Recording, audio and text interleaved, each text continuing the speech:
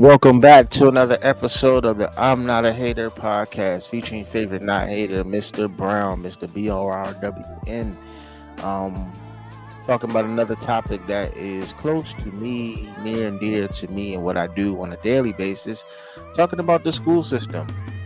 So we're basically at the almost, I guess you could say, past the midpoint of the school year, being that it's 10 months.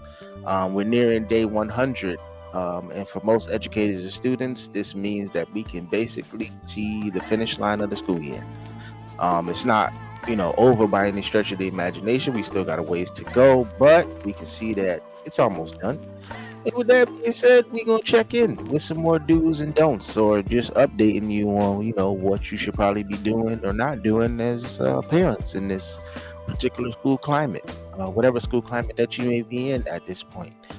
I know the first one I gave a lot of stuff about what you should be doing, the first couple weeks of school and months that is. But now we're in the midpoint or at the midpoint or passing it or what may have you, and this is just a check-in to see some more things you should be doing or not doing, depending on type of student that you have. All right, so first things up, attend all parent teacher conferences, especially for the younger students, because this is where the teachers are most honest with you. When you call just to check in, they probably don't have a lot of time because they are teaching classes. But at these parent teacher conferences, they can tell you that your child may be struggling and what their strong points are.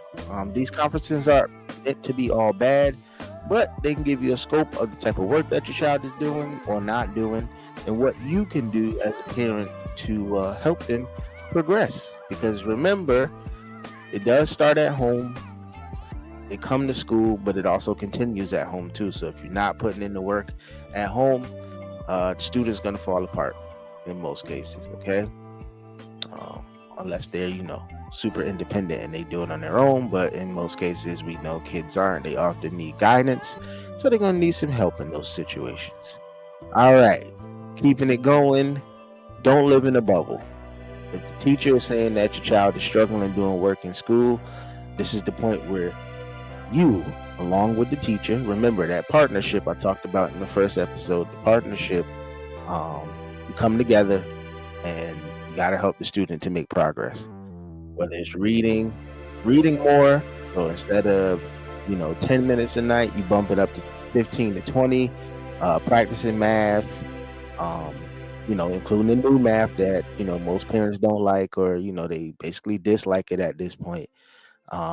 Reinforce all those skills, because what's being taught, they learn it at school, but yes, you got to keep it going. I said this before, you got to keep it going when it comes home. If you're angry about it, your student is probably 10 times more angry about it, but you gotta get it done, because the learning does not stop at school. Once school is over, it continues. And even if it isn't exactly the work, if you just set aside, you know, 10 to 15 minutes of extra, whatever it is, puzzles or brain teasers or things to keep their mind going, before they hop on a video game, it'll do wonders. It'll definitely help them in ways that you've never seen before. But definitely put that component of reading in there, um, and you'll see a definite change in your student, in my opinion. So this is a big one, and this is one that I still kind of I'm like on the fence about sometimes. But for the summer, in my opinion, if they offer summer school or a summer program, sign them up. And the reason why I'm like because I'm iffy, is because I know when I was a kid, I liked to have my summers off. But there is a lag time when you come back to school that you have to now catch up, because your brain has been mush all summer. So students gonna complain about it, right? And who could blame them? Summer school has some good things. It is bad because it's like, it's the summer, but it keeps them going. It keeps them learning. It keeps them up with their social skills, and they'll be better prepared for the next grade they're going into as well. You won't have that. Teachers won't have to deal with them coming in and their brains being on stop, and their brains are still going because they've been in summer school after school was over. It's not as bad as it sounds, it used to have a negative connotation to it when you said you had to go to summer school. But now, summer school, they're doing fun things, they're learning, they're doing a whole lot of different things. And, it could be beneficial. So if they offer it, take the time, sign them up, because a lot of people are. Um, I experienced that last summer with Kendall. Dragged my feet and couldn't find a summer school to put him in. And it sucked, because then when he went back to school, he had a little bit of lag. He's just catching up, but he's on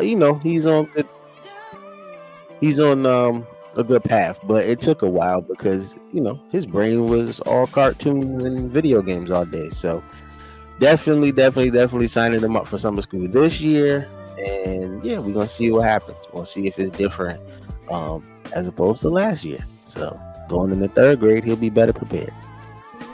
All right, next up, attendance is vital to learning. Simply put, if they aren't there, they can't learn.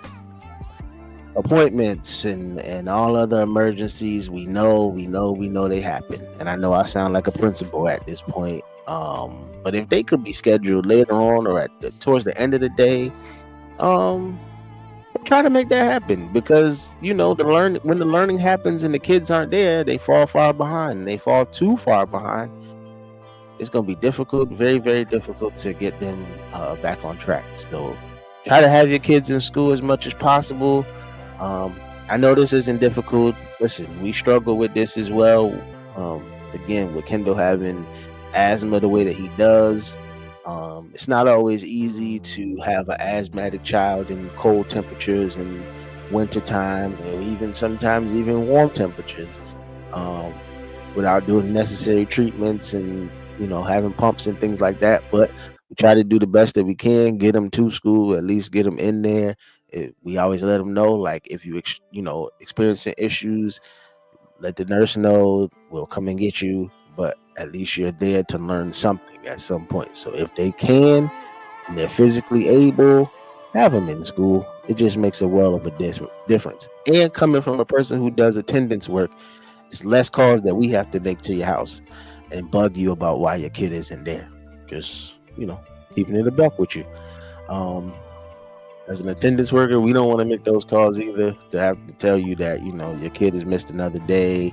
They're gonna send out a letter.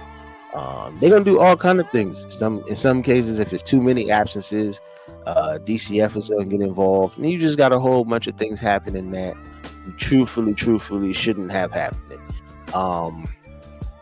And that's not something that you want to have to deal with as a parent. The main focus should be, keeping them in school and to get their education, not having to deal with, DCF down your back because they miss school because they're sick. But they're doing their job too. So please don't get mad at the attendance workers when they call. We just trying to get to the bottom of why your child isn't at school. We're not doing it with any malice or anything like that. We really just want to know, again, like I said, why your kid isn't coming, and is there any way that we can help to get your kid in school, because they definitely need to be there. They need to be learning, and they need to, it's where they learn everything, social skills. They learn, the math, the English, etc. It's where they learn all of that. Basically, it encompasses in school. It happens. So if they're not there, they're falling behind the wayside. So try to have your kids there as much as possible. That's just my little attendance spiel. All right.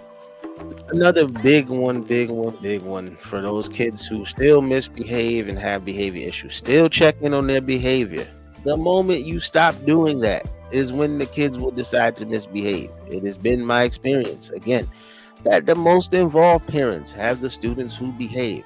Why? Because they have that ultimate fear that they know when the teacher says, you've been acting up, I'm going to call your parent. They know something is going to happen. Okay? And those parents who are at odds with the school, they basically have the ones who have the worst behaved kids, because your kids don't respect the school because you don't respect the school. It's that simple. If you show respect to us as school employees, we'll show respect to you as as parents. We definitely are respectful. Like, we aren't rude or people with any type of malice. We really want, what's best for your student and you. But if you're at odds with us for whatever reason, like, why? What's the point? And so, try to get to the bottom of that with yourself, or if you need to have a conversation with, your school employees or whatever the case is that help your child daily, do that. Set up a meeting, find out some common ground so that your kid can start respecting the school employees. And, from that point on, that's just how I feel. So this was basically just a brief check-in. I hope these tips, along with the ones from the first episode on this very topic, the school system in general, have been helpful to you.